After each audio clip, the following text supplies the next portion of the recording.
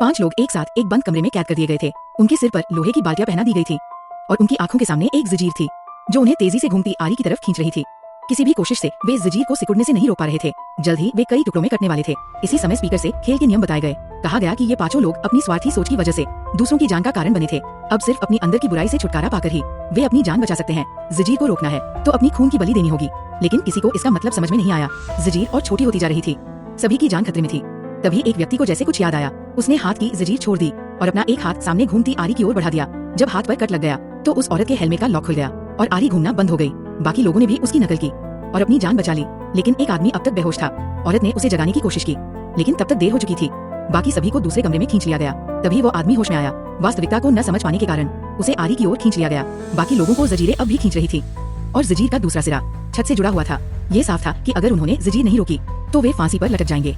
इसी समय 3 शीशियां सामने गिरी।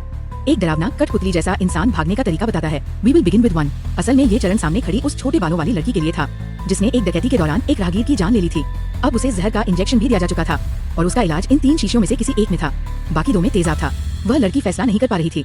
तभी जंजीर ने सभी को लटकाना शुरू कर दिया। कुछ ही समय में सबका दम घुटने वाला था। तभी दाढ़ी वाला आदमी सभी दवाओं को उस लड़की के शरीर में एक साथ इंजेक्ट कर देता है। अगले ही पल जंजीरें खुल जाती हैं और सब बच जाते हैं, लेकिन वो लड़की वही घुटनों पर बैठी रह जाती है। बाकी सब बस उसे तेजाब से गलते हुए देखते रहते हैं। इसके बाद अगले राउंड का दरवाजा खुलता है, लेकिन आगे किस तरह की परीक्षा है ये अभी